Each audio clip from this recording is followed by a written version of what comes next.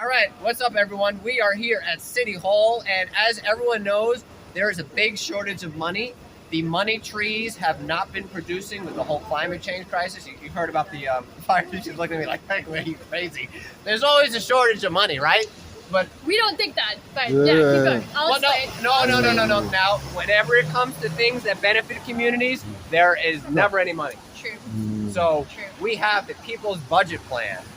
Oh, in there. People's Budget Plan, and that is to what is that? Some fun things that actually benefit people. Yeah, it's so wild. We had to stand up here with about 200, 300 people today at the steps of Tweed to demand from the mayor that he just fund basic social safety nets and services like libraries, schools, CUNY, childcare, things that help New Yorkers live their day-to-day lives, afford to live in this increasingly expensive city, and actually be able to thrive. And for some reason, that's under attack under this mayor. But the city doesn't have money. We don't agree that the city doesn't have Where's it hidden? Money. Well, you want me to go find it? We should ask Eric Adams.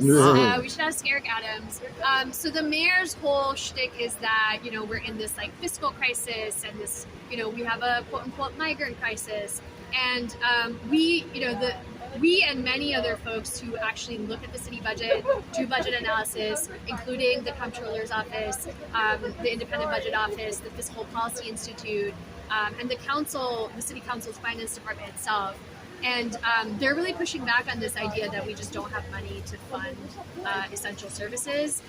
You could ask, why is Eric Adams cutting budgets for city services? And honestly, we could only guess, but he's been cutting since day one of entering into office. And this has predated any, Well, I have a question.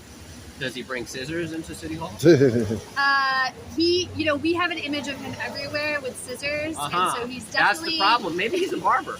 Maybe that's a good next line of work. But he's bald, so that means he can cut other people's hair. That's true. He cuts a lot of people's hair. He does cut. Right now, he's cutting the wrong things. He's cutting. But I don't need libraries. Who needs libraries? Libraries are, people don't really understand. Like, it's not just a place where you go and read books. It's a place where people are applying to jobs if they don't have a computer at home. It's where they're learning English if they don't, if English is their second language. I go to libraries. All I do is get shushed. I go and you gotta be quieter. Maybe that's what happened to Eric Adams. He got that's what.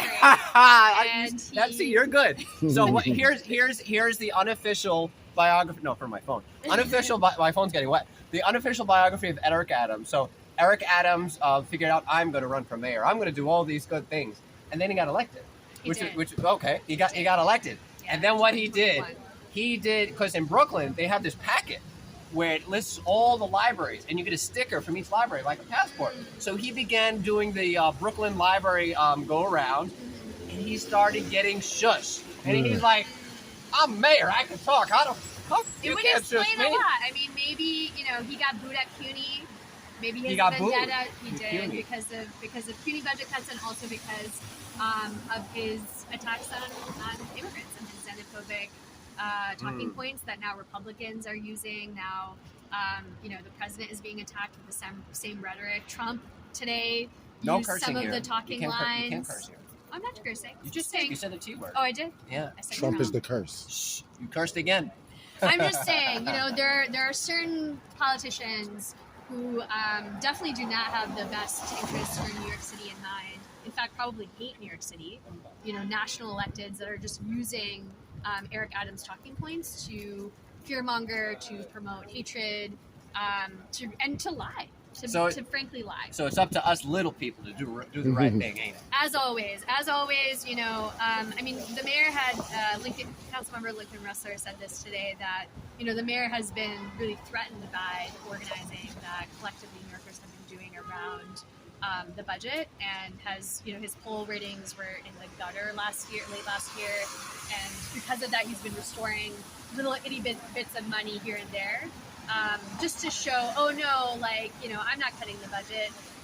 But the truth is that most of his budget cuts were made and city services have basically been slashed, deteriorated, degraded since he came into office. And that continues to be the case. And, I think now he's scared of how it's impacting him politically. But that's good. That's our job. If you do things that are bad for people and bad for New Yorkers, you should suffer politically. And until you change your course, we're going to keep doing this. We're going to keep talking to people about how you're hurting New Yorkers. So in conclusion, I think when the mayor enters City Hall, he too needs to go through the metal detector so they can take his scissors away.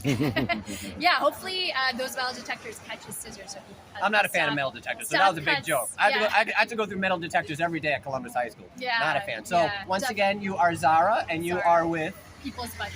People's Budget. So on Instagram, it's People's Plan NYC. It's at People's Plan NYC. We're a coalition of grassroots groups, of unions, of New Yorkers who are fighting for a city that offers justice, care, and dignity for all New Yorkers, and that starts with the People's Budget. Zara, thank you for your time. Thank you.